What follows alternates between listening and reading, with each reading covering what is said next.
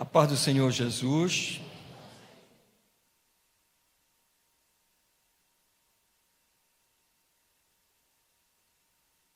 Eu fico pensando se Deus não escolhe a adoração que Ele quer.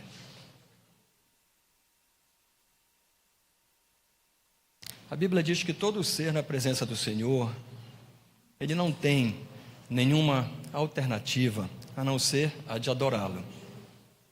Quem quer que seja. Quem quer que seja. Isso não é orgulho de Deus. É simplesmente a característica da sua absoluta santidade. Mas eu fico pensando se Deus não escolhe o modo que Ele gostaria de ser adorado. Por que eu estou falando isso?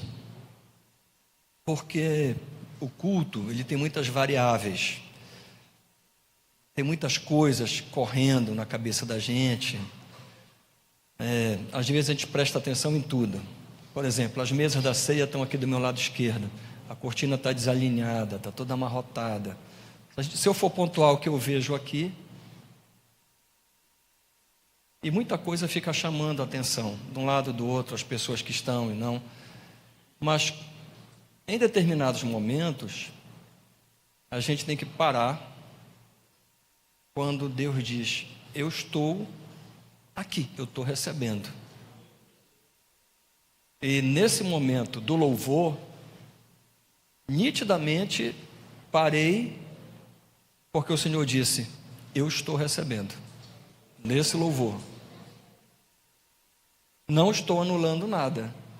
Eu só estou dizendo que é um momento especial e que Deus, Ele se agrada de determinados momentos especiais. A gente tem falado sobre a revisão dos nossos louvores, temos adiantado, temos melhorado bastante. A estrutura não nos permite avançar tanto, é verdade. Se você, por exemplo, ouvir esse louvor na internet, você vai ver que a captação é tão interessante, mas ao mesmo tempo ela não é como deveria ser na internet. Você não percebe, por exemplo, essa unção, essa presença de Deus, essa coisa incrível que é a igreja cantando, louvando e o Senhor derramando a presença dele. A igreja não é e não deve ser como nós queremos, mas como Deus quer. Essa tem sido uma das chatices que vocês têm enfrentado ao longo desse 1 ano e 7 meses. A gente tem falado sobre isso, falado sobre identidade, falado sobre uma série de coisas e insistido também numa série de coisas. Insistido. Mas é o nosso papel, vocês têm que entender isso, não é? Alguém, não vou dizer a pessoa que não interessa muito, sonhou no outro dia que essa igreja era como um grande navio, um transatlântico, né? Navegando por um rio estreito. Mas ele via que esse navio, lá na frente desse rio, ele desaguava num mar imenso. Mas o rio era estreito. E os ventos vinham e tentavam jogar esse navio para a margem. De todas as formas para que esse navio, ele parasse, não é? Ele deixasse de navegar. E eram muitas as tentativas e os ventos. Mas teve um momento, e a gente até chegou a falar isso, que o Senhor permitiu que viesse um vento, alguma coisa tão forte sobre a igreja, que esse navio iria virar de cabeça para baixo, iria ser sacudido. E em sacudido, né, muitas pessoas cairiam e se afogariam e deixariam esse navio e ficariam para trás. Mas que em seguida o Senhor viraria o navio novamente, e mesmo apesar dele estar num leito muito estreito, ele seguiria firme, para o mar que o estava esperando. Nós temos falado e chamado a atenção do que é ser igreja, da identidade desta igreja, da responsabilidade de cada um, desse momento que ainda é um momento inicial, mas já não mais um momento de gênese, mas um momento de consolidação, e a gente tem falado muitas coisas para vocês. E o Senhor, Ele tem proporcionado coisas incríveis para a gente. Os seminários de tratamento, principalmente os tratamentos espirituais, foram muito intensos na área de sexualidade, na área da cura da alma, na área da contemplação, como nós tivemos agora no final de semana, os encontros de casais, os cursos. A igreja está realmente muito dinâmica. O pastor Rosivaldo abriu o culto falando um pouquinho da nossa EBD, desse módulo de cosmovisão, que são coisas assim impressionantes, que são coisas incríveis, que nos ajudam a formar essa nossa identidade, a cada vez mais cristalizar a nossa identidade como igreja. E quando eu falo em igreja, eu já falei várias vezes sobre isso, eu estou falando com você, comigo, com as nossas famílias, mas com um grupo de famílias que se reúne aqui. Eu queria continuar a falar sobre isso. Hoje de manhã foi muito interessante, nós refletimos após a aula sobre alguns fatos marcantes na igreja. A nossa posição: somos protestantes? Quem nós somos? Que igreja nós somos? Não é? Uma igreja, sem dúvida nenhuma, diferente. Mas quem nós somos? Não é? E eu queria ler 2 textos. Vou ler o primeiro, pedir para o Vitor projetar. Mateus, capítulo 6, verso de número 24. E em seguida, ele vai projetar 1ª carta a Timóteo, capítulo 6, verso 10. Os dois muito conhecidos, não é? Muito conhecidos. E vou abrir essa reflexão com esses 2 textos. Diz assim a palavra do Senhor: ninguém pode servir a 2 senhores, porque há de aborrecer-se de um e amar o outro, ou se devotará a um e desprezará o outro. Não podeis servir a Deus e às riquezas. Ok. E o segundo texto, que está em 1 Timóteo 6,10, muito conhecido. Porque o amor do dinheiro é a raiz de todos os males, e alguns nessa cobiça se desviaram da fé, e a si mesmos se atormentaram com muitas dores. Não é o diabo que atormenta, é a si mesmo. A si mesmos se atormentaram com muitas dores. Por favor, feche seus olhos por um momento. Vamos ainda orar mais uma vez. Senhor, em nome de Jesus, perdoa os nossos pecados, erros, nossas faltas. Te pedimos que o Teu Espírito Santo venha, Senhor, falar conosco, venha usar, ó Deus, a minha boca, meu coração, minha mente, o meu corpo, para mim antes de qualquer outra pessoa e para todos que estão aqui e que estão nos vendo. Teu nome seja glorificado e honrado sobre tudo, porque Tu és digno e só Tu és digno e só a Ti a glória. Oramos em nome de Jesus, nosso Salvador e Senhor. Amém. Queridos, eu fico pensando sempre na responsabilidade da nossa igreja e nesse momento que nós vivemos. E por que tantas igrejas, por que tantas diferenças, por que tantas coisas acontecendo, por que tantos movimentos, não é? A gente, quando vai refletir um pouco sobre Deus, sobre igreja, sobre religião, a gente percebe que há um vazio na alma do homem. E eu acho que não é difícil compreender isso, não é?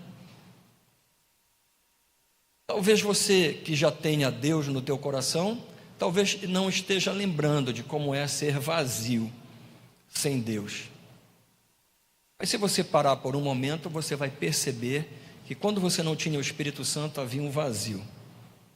Esse vazio na alma do homem, ele é tão forte, que se você virar um pouquinho a sua atenção para o mundo, você vai perceber que todos esses movimentos, os grandes movimentos do mundo, estão ligados a esse vazio da alma. Vejam lá as guerras, as invasões, vejam os conflitos que estão acontecendo, vejam se no fundo disso tudo não tem uma ideologia, não tem uma ideologia religiosa. Percebam se não estão envolvidos muçulmanos, cristãos, judeus, católicos, evangélicos, hindus, seja lá o que for, ateus. Mas na verdade, esse vazio, ele é como uma roupa para uma ocasião específica, só cabe aquela. Você pode usar uma outra roupa que não seja do seu tamanho? Claro que pode. Claro que pode. Quando você engorda e emagrece, a roupa já não serve mais. Não é verdade? Mas será que essa roupa é adequada? Vai satisfazer? Agora, imagina uma outra coisa. Imagina que você vai para a praia e coloca um terno. Ou você vai numa recepção de gala e coloca um calção de banho. Você está colocando roupa, não está? Tá, mas é indevido. Assim é o vazio. Eu vejo o vazio no coração do homem. É um vazio muito grande, é um vazio muito profundo. E aí eu fico pensando, esse vazio, ele é forte demais. E é tão forte como nós falamos, que ele move a maioria desses conflitos. E se ele move tantas pessoas e todos têm esse vazio, será que isso não tem valor? Tem muito valor. Ele é um produto, eu diria, entre aspas, muito cobiçado e muito rentável. E quando você pensa em religião e igreja, de repente você também pode perceber assim, será que nós que somos membros congregados de igreja, não somos uma espécie de consumidores? Será que nós não estamos atrás de um produto?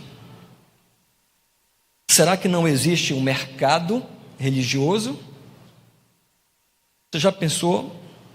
Já parou? Será que as igrejas, elas não estão competindo entre si para saber quem tem isso, quem tem aquilo, quem é melhor nisso, quem é melhor naquilo, para atrair esses consumidores? E seriam consumidores de quê? O que é que esse vazio causa? Esse consumidor seria, pensando em mim, um consumidor de esperança, de alegria, de um bálsamo para minha alma, de um remédio para a culpa causada pela opressão do pecado. Porque ao contrário do que os marxistas dizem, a família não é o órgão opressor. Quem oprime o homem é o pecado. O pecado é o grande opressor da raça humana. Foi o pecado que causou o vazio. Então as igrejas têm na mão uma oferta muito interessante. Há muito marketing religioso e também marketing pessoal, na tentativa de atrair esses consumidores. E mais, não é só essas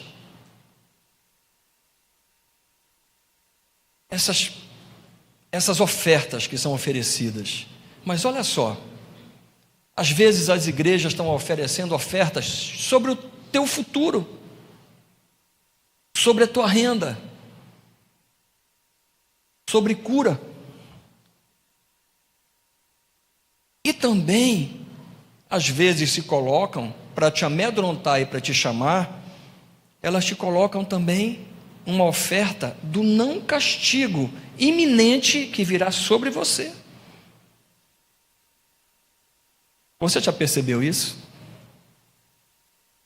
Agora, como tratar essa questão de manipulação, essa questão mercadológica, essa questão que é inevitável nos ciclos das igrejas,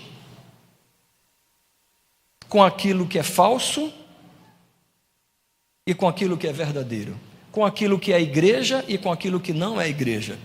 De manhã nós conversamos sobre isso, não é?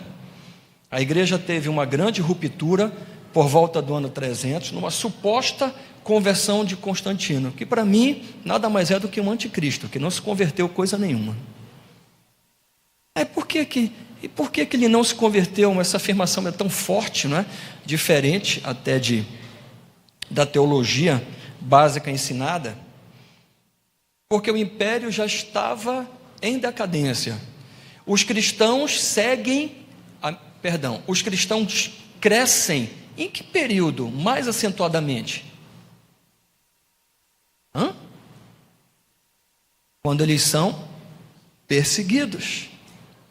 A igreja foi perseguida. A igreja foi perseguida. Vocês lembram? Vocês lembram o que Nero fez? Vocês lembram a morte dos discípulos? Paulo, Pedro. Vocês lembram desse contexto todo? Aí por volta do ano 300, a igreja cresceu muito, o império enfraquecendo, ele precisava de soldados cristãos se juntarem. O que é que ele fez? Olha só, ele e o pai dele. Vamos colocar, já que a igreja ela não se mistura com o Estado, para colocar o Estado dentro da igreja. Aí foi criada a instituição. Nós aqui somos uma instituição. E se nós pensarmos, há aspectos positivos, interessantes de uma instituição. Vocês já imaginaram se cada um de nós resolvesse adorar a Deus igual aos cerca de 15 milhões de pessoas desengrejadas na expectativa do IBGE? A gente só vai ter essa realidade em 2020, quando tiver o censo. Mas vocês lembram que, eu não sei se você lembra disso, né? Mas quando o IBGE chegava para perguntar, ele perguntava assim: qual é a sua religião? Aí perguntava para o Aldrin. Aí o Aldrin falava assim: católico. Aí vinha a segunda pergunta: católico praticante ou não praticante? Acho que alguns lembram, porque já faz tempo. Mas possivelmente, ano que vem, quando perguntarem qual é a sua religião e a pessoa falar evangélica, o IBGE deve detalhar mais isso e perguntar, sem dúvida nenhuma, porque isso é um dado muito interessante, qual a religião evangélica.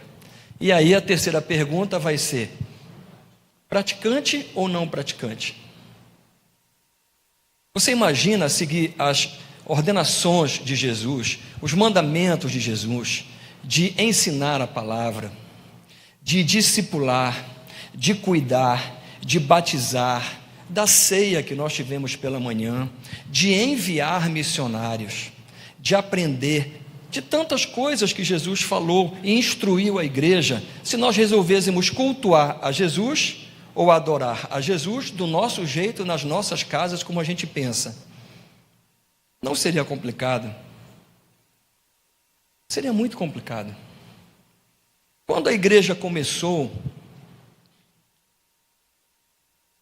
Jesus pregava onde, pessoal?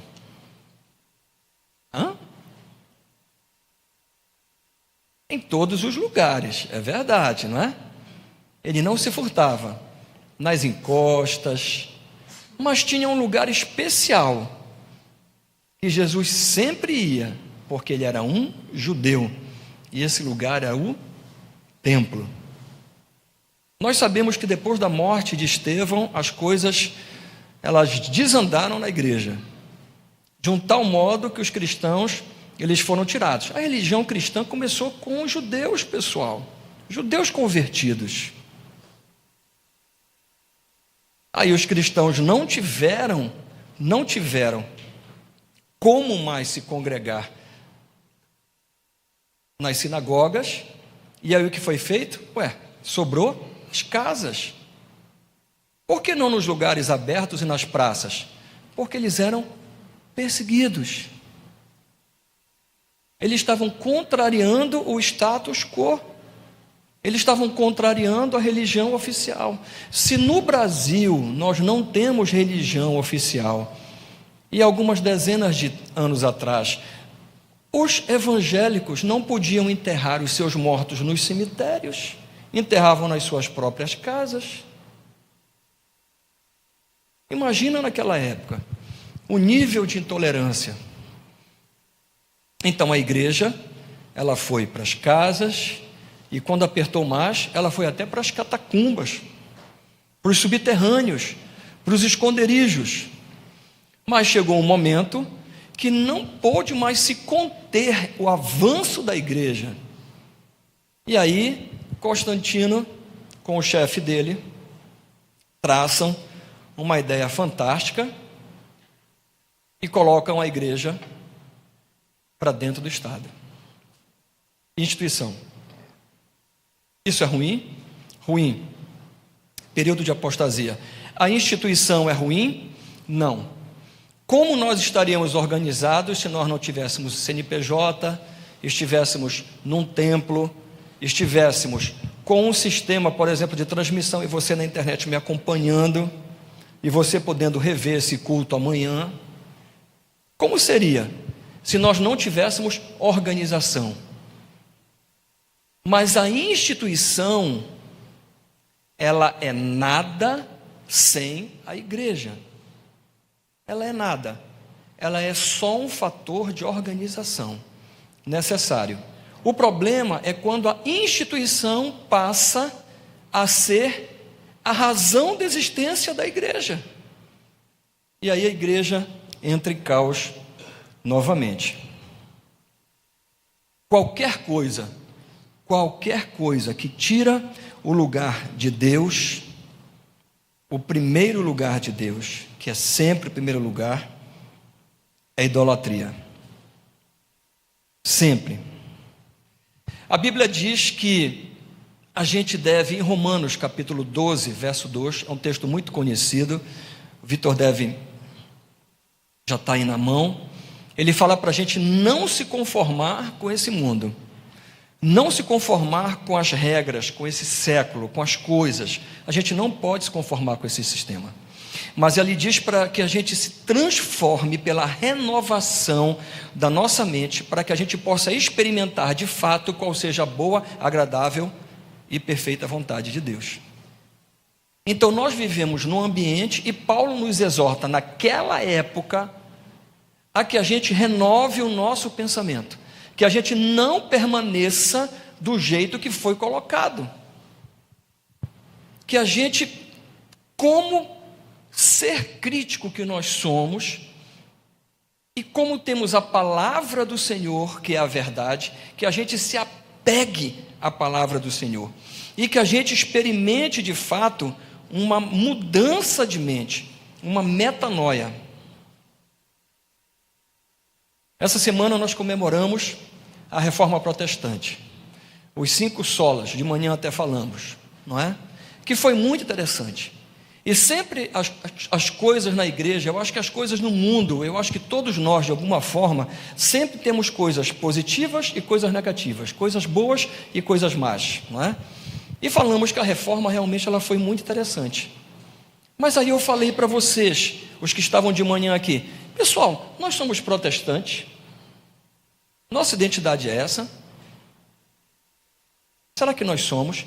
Nós somos uma igreja muito precoce. Por que a gente tem que seguir alguém ou se reformar como alguém se reformou? Por quê? Isso para você é reforma? Não deveria ser. Para mim não é reforma. Para mim é a essência da igreja. Isso é conservadorismo. Isso é foco. Somente a graça, somente a fé, somente a palavra de Deus, somente Jesus Cristo, ninguém mais, e somente a Deus seja dada a glória. Isso é conservadorismo, é um resumo de conservadorismo. Quando a gente entende que a igreja, quando ela foi criada por Jesus, ela causou uma ruptura muito grande. A igreja era muito revolucionária, e era muito moderna, e era muito diferente de tudo aquilo que existia na época. E hoje a gente tem um certo receio, porque parece que a gente confunde a modernidade com as novidades. Então as igrejas vêm experimentando avivamentos. Nós dizemos aqui que a nossa identidade é pentecostal. Então a gente vai para 1906. O movimento pentecostal surgiu lá. Mas e depois? Década de 70 e 80 surgem as igrejas neopentecostais. Olha só, já uma derivação. Aí vem a igreja universal, aí vem a igreja mundial, aí vem a igreja da graça, e depois as igrejas apostólicas, que dizem que o movimento apostólico não morreu, que existem apóstolos hoje em dia. Aí vem o movimento celular, vem uma série de coisas, mas será que isso é modernidade? Modernidade não significa incorporar novidades. Modernidade significa incorporar, por exemplo, isso aqui, tecnologia e novas estratégias, porque nós vivemos em novos tempos. Nós vivemos no tempo onde o amor está esfriando e o conhecimento está sendo multiplicado. Nós vamos falar isso quando nós estivermos no Enjoado, no encontro no dia 15, 16 e na verdade 17, são 3 dias de encontro. 2 dias vão ser no Colégio Acrópole e aqui na igreja vai ser no dia 17. E a gente vai ter essa palavra sobre modernidade. Mas modernidade significa inclusão de tecnologia, inclusão de novas estratégias que contextualizam a época que nós vivemos. Mas essas estratégias, elas estão ligadas a mais, ou devem estar ligadas à mais pura doutrina bíblica. Se não, elas serão só novidade, e nós não nos interessa a novidade.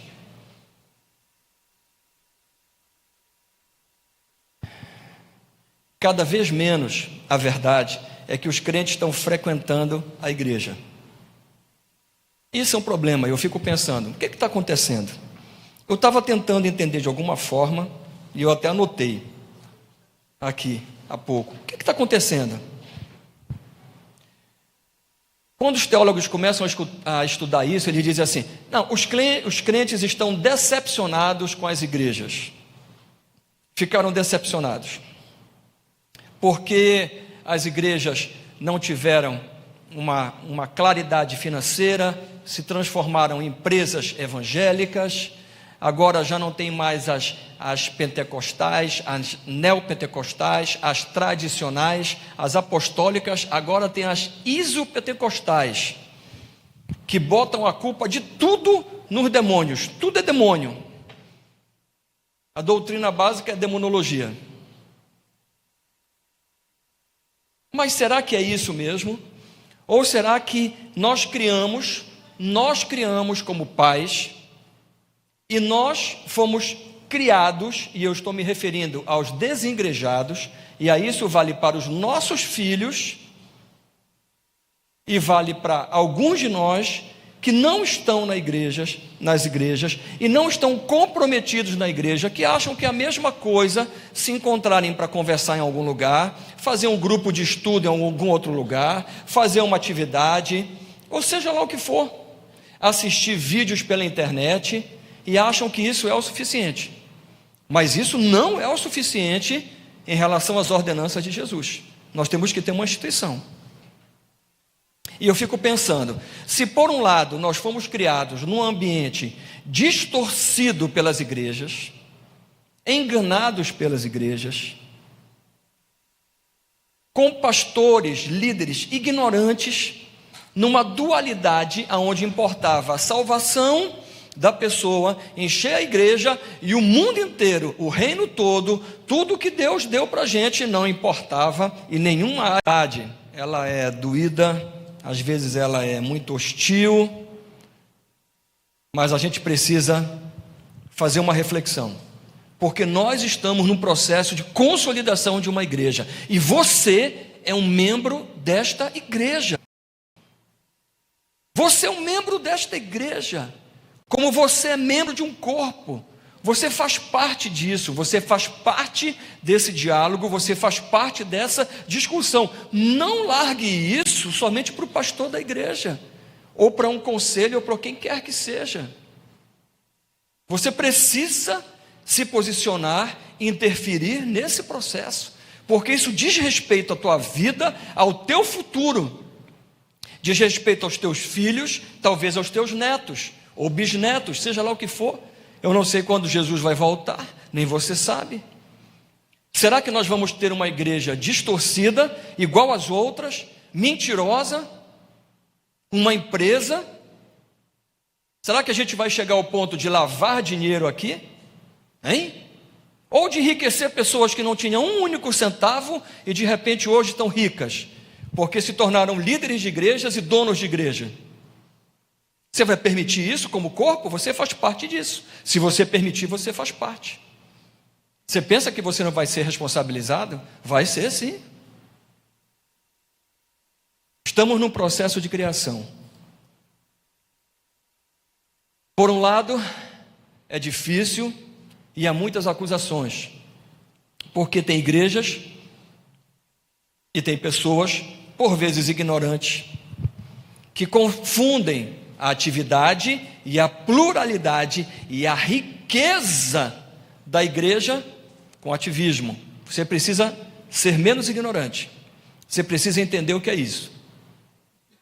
Ativismo não tem razão envolvida. Não há inteligência do céu, sabedoria do céu, a sabedoria da terra. E ativismo vem para arrecadar recurso. Pode acreditar. Nós abrimos, por exemplo, conversa, não vou declarar porque é na internet, com o diretor de marketing de uma grande editora. E nessa grande editora tem duas pessoas que são famosíssimas no Brasil inteiro. Dois dos maiores escritores do Brasil, e por acaso são evangélicos, fazem parte do hall de escritores dessa igreja. E o diretor disse, mas no outro dia eu fui de uma igreja que sem dúvida nenhuma talvez seja a igreja mais preparada doutrinariamente que existe aqui nessa capital. Eu fiquei pensando, coração, mente, coração. Por que temos que ser dualistas? Por que não podemos ter uma pluralidade de atividades e ao mesmo tempo sermos conservadores? Por quê? Quem foi que disse e quem foi que receitou isso? Por quê? Por que a gente tem que se moldar numa versão antropocêntrica, colocar o homem no centro das coisas, idolatrar pastores ou pessoas ou homens? Por quê? Não será assim. Essa igreja tem como gênese Cristo no centro dela. Jesus Cristo, esse que nós adoramos nesse último louvor que nós cantamos. Cristo é o centro da igreja. Ele não vai deixar de ser outra coisa. Uma igreja, ela precisa ter declaração de fé, dizer em que acredita, em que você acredita de fato. Em que você acredita de fato? Você é conservador? Você é conservador? Você acredita que a Bíblia é inerrante, falível e imutável palavra de Deus? Porque essa semana o Papa alterou o Pai Nosso. Você viu isso? Não viu? Estou com mais tempo que você para olhar a internet. É uma das coisas que nós vamos falar, né? O Brasil é o segundo país mais ligado na internet do mundo. Você sabe qual é a média? O brasileiro fica ligado na internet, redes sociais, internet, 9 horas. Muito tempo, né? Muito tempo. A verdade é que nós estamos em busca de uma identidade. Essa identidade está muito clara para mim, em alguns textos, eu vou pedir para colocar. Primeira carta aos Coríntios, capítulo 15, quando a igreja estava passando por algo parecido como nós estamos passando. Capítulo 15, eu vou pedir do verso 50 até o 58. Não, perdão, por favor, troca. Vitor, troca, por favor, coloca 1 Pedro, depois eu volto para esse texto. Coloca lá em 1 Pedro, capítulo 2, versos de 6 a 10. Vamos falar um pouco de identidade, né? Começamos a falar, vamos terminar. 1 Pedro, capítulo 2, versos de 6 a 10, diz assim: pois isso está na Escritura. Eis que ponho, olha só, em Sião, uma pedra angular, eleita e preciosa, e quem nela crer não será de modo algum envergonhado. Olha só, a igreja ela é cristocêntrica, totalmente cristocêntrica. Ela nunca vai ser antropocêntrica, nunca. Para vós outros, portanto, os que credes e que seguem a fé e a Escritura, é a preciosidade, mas para os descrentes, a pedra que os construtores rejeitaram, e o mundo vai te rejeitar. Se ele rejeitou a pedra, imagina você, se ele rejeitou aquela rocha. Você lembra da declaração de Pedro? Você lembra? O mundo vai rejeitar a rocha, a pedra angular. Imagina eu e você. A pedra que os construtores rejeitaram, essa veio a ser a principal pedra, a angular, a que dá sustentação a tudo, a que tudo sustenta, Cristo Jesus. Pedra de tropeço e rocha de ofensas. São estes os que tropeçam na palavra, sendo desobedientes. Conhecem a palavra, mas não a cumprem, para o que também foram postos. Vós, porém, olha que identidade, olha o que você é, olha o que você é. Olha na igreja cristocêntrica, essa igreja que ela é toda sustentada por uma pedra angular que é Cristo Jesus. Olha o que você é, a tua parte, pedrinha, pedra pequenina, olha o que você é.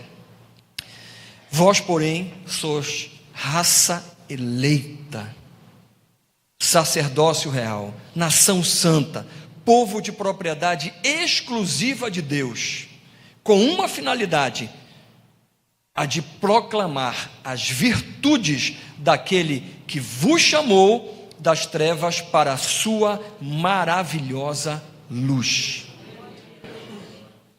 É muita coisa, não é assim? Não é, pessoal? Uma igreja toda alicerçada numa pedra angular, que é Cristo Jesus, o Senhor da igreja. E eu e você, eleitos, preciosos para Deus, embaixadores dele. Vós sim, que antes não erais povo, mas agora sois povo de Deus, que não tinhais alcançado misericórdia, mas agora alcançastes misericórdia. Amados, não há como a igreja ser edificada sem que ela tenha como alicerce a Jesus Cristo. Na atualidade, não há como uma igreja se sustentar sem que essa igreja seja impactante, sem que essa igreja seja moderna. Não há como se sustentar. Essas coisas, elas não são dicotômicas. A gente ouve relatos dia a dia, agora mesmo à noite, conversando, estava falando com o casal lá atrás, falou, nossa, mas as igrejas lá daquele estado, elas são muito conservadoras. O que é conservadoras? A palavra não é correta, é que elas são extremamente atrasadas, elas estão expulsando as pessoas de dentro dela, porque elas não querem se modernizar. Elas não aceitam, elas confundem a cabeça de membros ignorantes em relação a doutrinas e costumes, não submetendo os costumes ao filtro da doutrina, que sempre será a decência e a ordem. E nessa desculpa e nessa manipulação, vão levando as massas e levando a igreja. Nós fomos chamados para um outro propósito. Pessoal, esta igreja, quando ela nasceu, ela já nasceu, me perdoem a expressão, mas para mim é a mais adequada, ela já nasceu apanhando. Porque quando ela nasceu, o Senhor falou para mim e para você em Apocalipse capítulo 2, que nós tínhamos deixado o primeiro amor. Inclusive o coral, quando se apresentou aqui, agora à noite, a primeira música estava falando sobre isso, Zacarias, sobre o primeiro amor.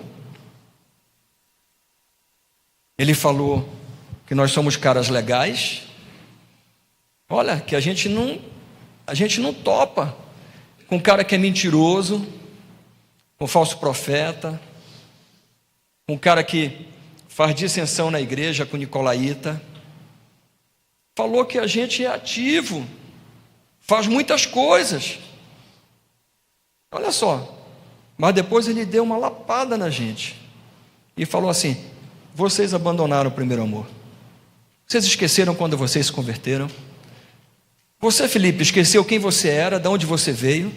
Você esqueceu o Egito que você veio?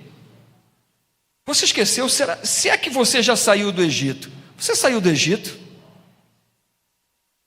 Você esqueceu quem você era? Para ficar com bobagem, com mimimi. Você lembra de onde você veio? Quem te resgatou? E para onde ele te trouxe? Por isso ele disse para mim e para você, te lembra, no verso 5 do capítulo 2 de Apocalipse, te lembra de onde caíste? Onde foi que você caiu? Você lembra? Hoje na EBD, o professor Manuel veio falar comigo, ele disse assim, Pef, fiquei sabendo disso. Assim, interessante e tal, né? Você lembra aonde você caiu? Você lembra por que você passou pelos desertos, ou passa por desertos? Você está se queixando de quê? Você está se queixando de Deus? É de Deus que você está se queixando? É do pastor? É de mim? Nós temos que lembrar aonde nós perdemos o primeiro amor. E nós temos que nos arrepender. Isso só é feito pelo Espírito Santo de Deus. Não interessa a tua idade, não interessa a tua posição, não interessa quem você é. Não interessa. Escuta uma coisa. Deus não faz acepção de pessoas. Tiago capítulo 2 fala muito bem isso. Um cara entra na igreja e está todo bonitinho, é rico, chegou num carro e tal, não sei o que, está tudo ok, né? Legal, uma roupa boa, e você pega e separa um lugar para ele. Aí chega um pobre, você bota lá atrás e manda sentar no chão. Quem é você para fazer isso? Quem é você para fazer acepção de pessoas? Quem foi que disse que você tem gerência nesse lugar? A igreja é do Senhor Jesus. O valor de cada vida, ele é incontável. Incontável. E as vidas que ele comprou e resgatou são dele. Não mexa com nenhuma delas. A igreja é a reunião dessas vidas. E ela tem um propósito. Você quer saber se você está numa igreja legal? Se essa igreja é interessante, faça um teste com essa igreja. eu comecei a anotar alguns pontos aqui que eu acho que são interessantes. Porque olha só, toda igreja, ela tem uma missão que reflete aquilo que ela é. Ela tem uma visão, que é onde ela quer chegar. E eu estou falando isso como instituição. Nós aqui como instituição. Ok? Mas tem um outro lado que não é instituição. Um outro lado que é a igreja que extrapola a ferramenta de sustentabilidade nesse mundo que é uma instituição, que é uma ferramenta legal. Mas naquele tempo de Jesus havia a igreja e não havia a CNPJ. Não era assim, pessoal?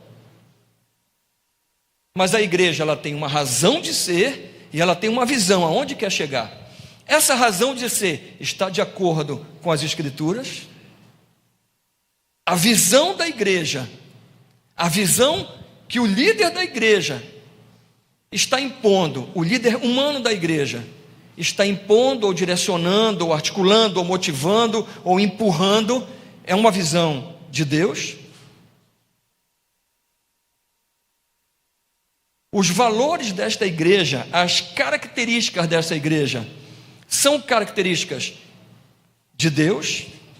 Então vou te dar algumas. Ensino da palavra. A igreja se preocupa com o ensino da palavra.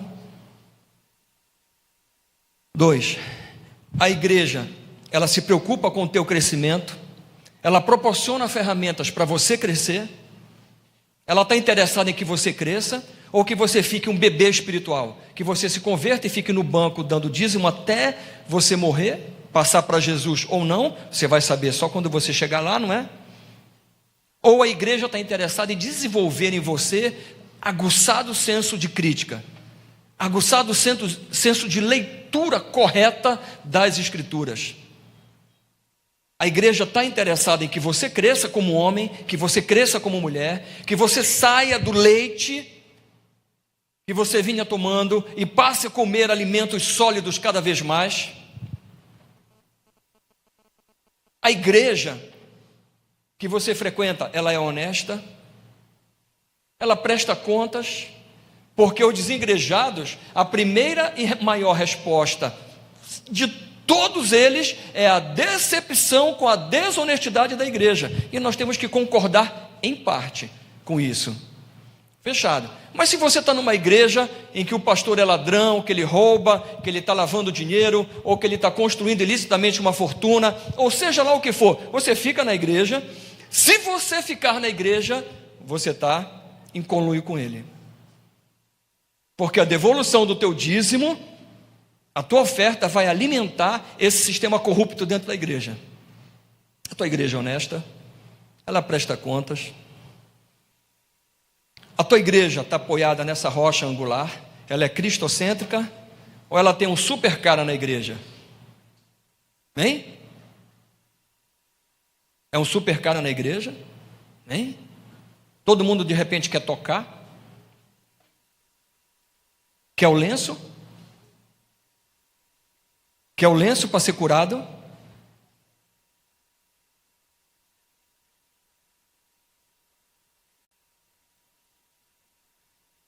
A tua igreja, ela é conservadora?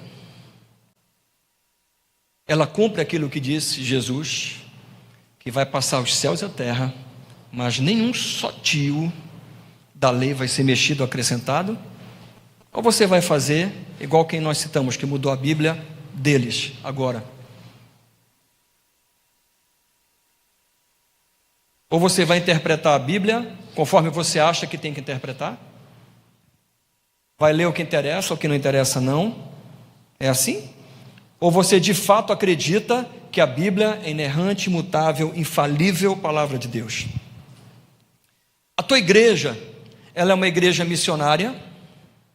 Ela de fato está atuando de modo missionário, ela está destinando recursos e esforços para ajudar e sustentar missionários em todos os sentidos, isso não só no modelo tradicional, porque tem muita gambiarra no meio missionário, me perdoem, Porque você vai ser missionário e aí você tem lá uma despesa de $1.000 e você levanta 200 mantenedores. Cada um te manda $10. Já foi, já tem 2.000, está sobrando 1.000. Quem é que controla isso? Mas independente de qualquer coisa, de qualquer desvirtuação missionária e das carreiras que às vezes alguns se lançam para ser missionários, são poucos, mas existe. A tua igreja é missionária, ela faz missões de modo sério. A tua igreja, ela proporciona comunhão entre você, as outras pessoas, as famílias, porque Jesus fala para nós fazermos isso, para nós termos comunhão uns com os outros. A tua igreja se preocupa com isso, ela tem atividade disso. A tua igreja, ela se preocupa com a disciplina, ela admoesta quando tem que admoestar, ela te chama em particular, você leva uma repreenda quando precisa, ou fica tudo solto, ou vai varrer para baixo do tapete.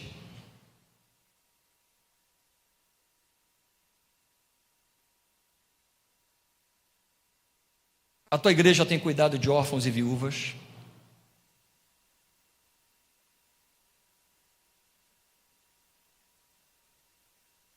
A tua igreja, ela atua nas portas para o lado de fora, ela tem visão de reino.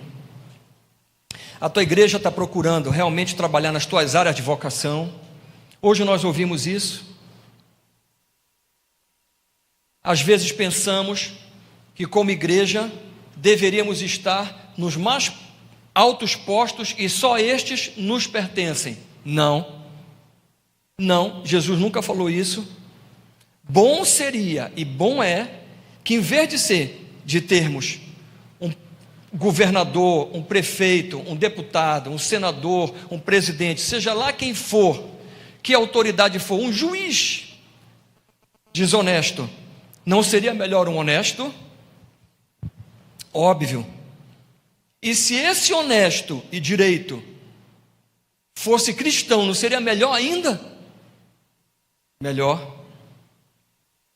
Mas você vai fazer diferença só quando você tiver um grande cargo? Esqueça, porque talvez você nunca tenha. A possibilidade de alguém deste lugar aqui ter um grande cargo de relevância, seja municipal, estadual ou federal, é mínima. A gente tem que olhar isso de uma forma real. Mas aonde você estiver, sendo quem você é, seja um médico, seja um mecânico, seja um auxiliar administrativo, seja um professor, seja um microempresário, seja qualquer coisa, o que vale é você fazer a diferença onde você está. E as pessoas verem Jesus através de você, verem Jesus no teu caráter, verem que realmente Jesus fez diferença na tua vida. A tua igreja, ela tem falado sobre liderança. Os líderes da tua igreja estão de acordo com 1 Timóteo, capítulo 3, do verso de 2 a 7, quando ele fala com as características do líder. O líder da tua igreja, ou os líderes da tua igreja, governam bem a tua casa. Eu tenho que fazer minha culpa. Porque se eu fosse agir, e eu tenho pecado nesse ponto, alguns que estão na posição de líderes não estariam. Pode líder da igreja, olha só, ter filhos desviados? Você acha que é correto? Você acha que se eu tivesse filho desviado, eu teria legitimidade para estar aqui na frente da igreja? Mas nós já tivemos isso em grandes líderes. Cuida bem da sua casa, da sua família, não é orgulhoso, não é dado a vinho, marido de uma só mulher. Como é que está a sua igreja, a liderança? A sua igreja, ela tem organização, ela tem hierarquia. A sua igreja, ela tem cuidado de crianças, adolescentes, jovens, idosos, casais. Ela tem cuidado da família como um todo e particularmente com cada faixa etária. Você sente um cuidado com cada faixa etária? Não? Sim? A tua igreja, ela é receptiva?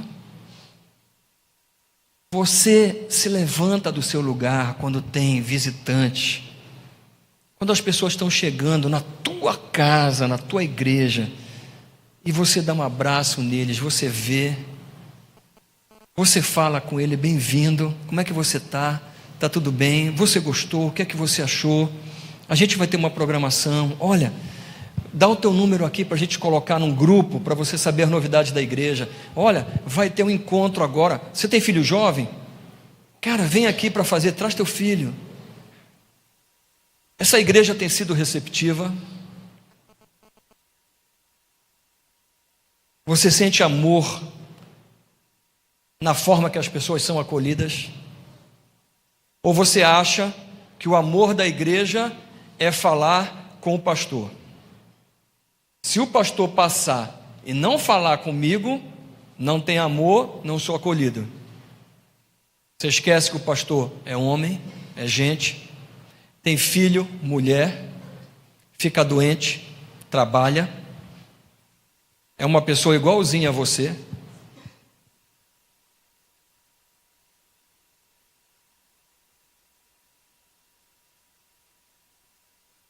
A tua igreja discrimina pessoas? Eu acho que a nossa igreja discrimina. E eu tenho me perguntado para Deus, como é que eu vou resolver esse problema? E é verdade. Porque eu não consigo ver na igreja, por onde eu olho, nem um rico. É impressionante como nem ninguém que tem dinheiro fica nessa igreja. Eu fico pensando, como é que eu vou tratar com isso? Agora, deixando isso de lado, e a gente sabe que é uma raridade um rico entrar no céu, a tua igreja discrimina pessoas. Se faz diferença se a pessoa é faxineiro ou se ele é um desembargador? Se fizer. Como é que você quer a sua igreja? Tua igreja, como é que você quer? E como é que Deus quer? Será que o que importa de verdade é como é que Deus quer? Será que o que importa de verdade é nós sabermos que nós vamos ter dificuldades e aflições se nós quisermos ser verdadeiramente crentes? Será que a gente entende que se a gente quiser obedecer a palavra, ser cristocêntrico, ser realmente conservador em relação à palavra, a gente vai levar peia, porque a gente erra, e a gente peca, e a gente se desvia? Será que você consegue entender que se você permanecer numa igreja que tem essas características, a igreja e o Senhor da igreja vai exigir sacrifício e compromisso de você, que você não vai ser membro da igreja desengrejado, assistindo só pelo YouTube, que você vai ter que mudar a tua concepção, levantar do banco e trabalhar para o Senhor, porque assistir culto e adorar a Deus não te levam para o céu, muito menos devolver dízimo ou ofertar, isso não te leva para o céu, pode ter certeza, 100% de certeza, isso não te leva para o céu. Não vai te levar para o céu. O que vai te levar para o céu é um selo de propriedade, que ele é cravado no teu coração pelo Espírito Santo. E aí você começa a entender que você não é mais dono da tua vida, e que você responde a alguém que comprou a tua vida e que derramou o seu sangue precioso, que se fez homem por amor de você. Isso requer compromisso. Como pode Deus, se fazendo homem, se fazendo pecador, morrendo numa cruz, de modo sacrificial e espontâneo, por mim e por você, como não vai ter contrapartida minha e tua? Como nós não vamos ser rejeitados se eles rejeitaram, se o mundo rejeitou a Jesus? Como que a gente não vai ser discriminado se eles discriminam a Jesus? Como que a gente não vai ser perseguido se eles perseguem a Jesus? Como a gente não vai ter compromisso se Jesus, até o final, no limiar de todo o sofrimento, ele diz a Deus Pai que faça a sua vontade e não a dele? Como? Como? Nossa igreja tem um pouco disso tudo. Nossa igreja, ela não é perfeita. E na verdade, amados, eu vou dar uma notícia, não sei se é boa ou se é ruim para você. Ela jamais será perfeita. E a resposta é simples: é porque você faz parte dela, porque eu faço parte dela. É por isso, mas é a nossa igreja. Nós somos membros dela. Nós temos que lutar por ela, interferir e ajudá-la, e se comprometer com o dono dela, verdadeiramente. De nossa parte, eu falo uma coisa para você: a responsabilidade de pastores e líderes, ela é muito grande. As pessoas às vezes vivem uma mentira como se fosse verdade, e uma verdade como se fosse mentira. Alguns líderes, alguns pastores tendem a viver corrompidos, a viver uma mentira. Mas eles vão responder, acreditem, eles vão responder por cada ato. Você pensa que eu não vou responder pela igreja? Você pensa que eu não vou responder por você? Eu vou responder. Você pensa que eu não vou responder por tudo aquilo que eu estou falando? Você pensa que eu não vou responder? Eu vou responder. Eu sei disso. Eu respondo por mim, pela minha família, e vou responder coletivamente. Você talvez não responda coletivamente, mas você vai responder por você e pela sua influência nos seus familiares. Jesus, ele está vivo. Deus não está morto. Essa igreja, ela precisa ser conservadora, doutrinariamente, mas ela precisa ser moderna. Essa igreja precisa ser uma igreja com cosmovisão aguçada. Ela precisa trabalhar nos eixos de influência. Ela precisa influenciar aonde quer que você esteja. E cada um de vocês, cada um de nós, está no eixo de influência. Influencie aonde você está. Influencie, pague o preço, devolva um pouquinho para o Senhor do muito que Ele fez por você, do que Ele te deu e da onde Ele te trouxe. Testemunha dele, testemunha do Senhor. Fale do amor de Deus, ore pelas pessoas. Não viva a verdade como se fosse uma mentira. Não viva, não faça isso, porque quando você faz isso, o teu testemunho não alcança ninguém. O teu testemunho tem alcançado alguém. Viva a verdade como verdade. Se comprometa com a igreja, se comprometa com os seus filhos, se comprometa, se comprometa. O teu destino, se Jesus te comprou, o teu destino é o céu. Teu destino é o céu. Aqui é transitório. Gente, daqui a pouquinho, nós todos, de uma forma ou de outra, vamos passar para o Senhor. Ninguém sabe se amanhã a gente está reunido no velório. Nem eu e você, ninguém sabe, pessoal. Ninguém sabe, não é? Parece tão distante. mas qualquer hora vai ser eu ou você. Não vivam uma verdade como se fosse uma mentira. Não é mentira. Deus existe. O Senhor, Ele quer transformar a tua vida. Ele quer te usar para abençoar pessoas. Ele quer usar essa igreja e fazer desta igreja uma luz. E quer fazer desta igreja sal no mundo. Queria que você orasse comigo. Você fechasse seus olhos, por favor. Queria orar para encerrar esse culto. Eu queria que nesses primeiros 30 segundos você falasse com o Senhor, por favor. Se houver algo para pedir perdão para o Senhor, peça perdão para o Senhor. E diga para o Senhor uma frase simples: eis-me aqui. Eis-me aqui. Tu és o meu Senhor. Faz comigo conforme tu queres. Me usa. Tenha coragem. Fale para Ele. Fale para Ele. Se coloque nas mãos dEle. Deixa Ele exceder a tua expectativa. Deixa Ele te levar para lugares que você não imaginou.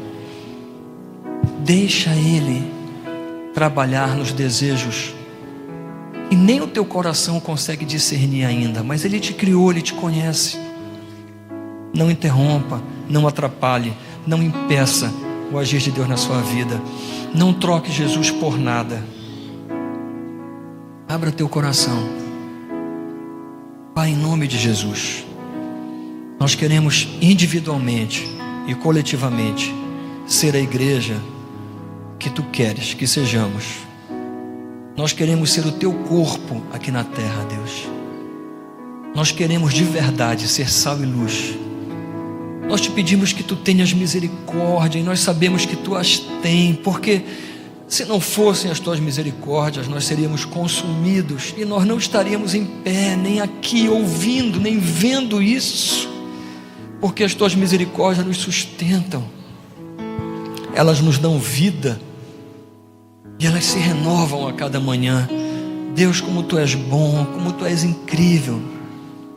Nós queremos tão somente Te adorar, colocar tudo nas Tuas mãos e Te pedir perdão pelos pecados, pelos erros.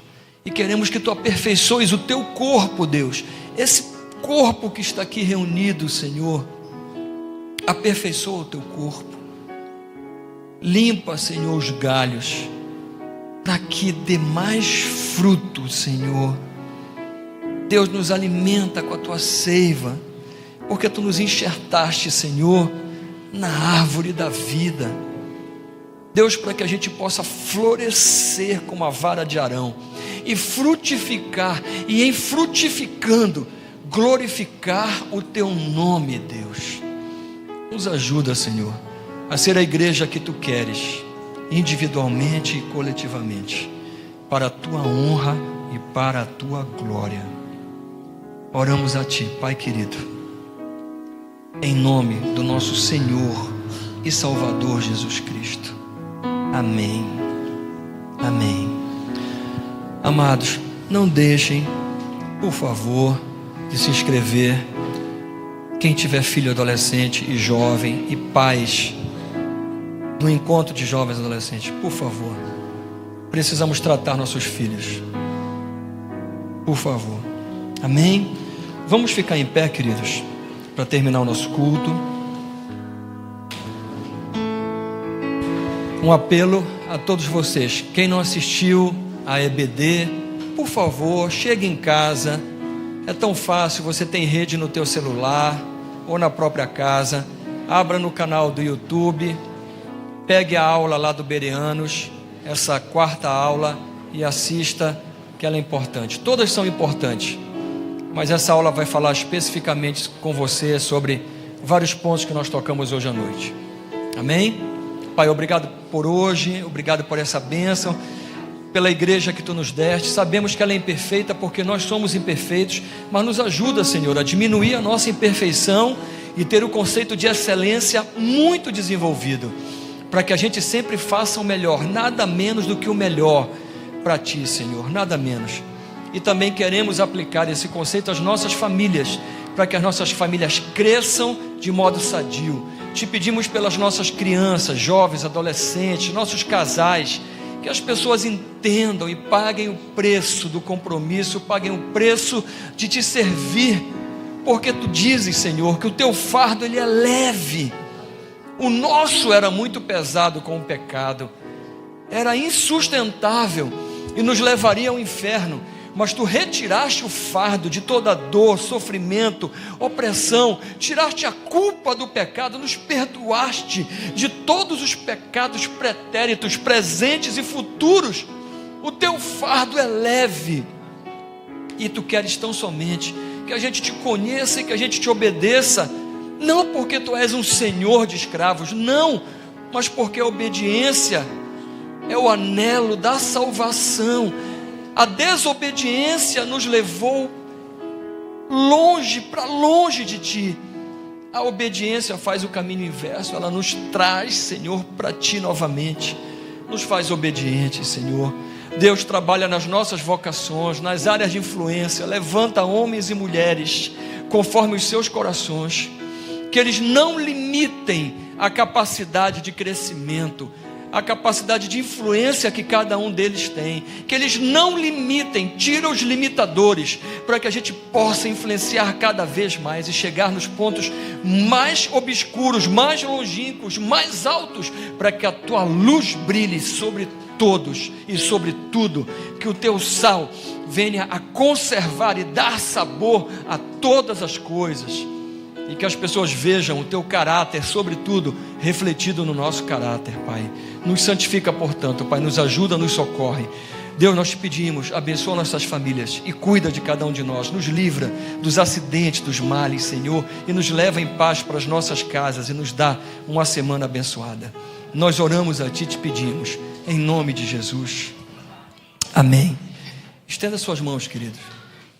Que o amor de Deus, o nosso Pai, a graça, o presente merecido do nosso Senhor e Salvador Jesus Cristo, a unção e a consolação e a doce presença do seu Santo Espírito esteja continuamente com você e com todos aqueles que você ama. Todos os que recebem digam amém. Amém. Amém. Boa semana, amados.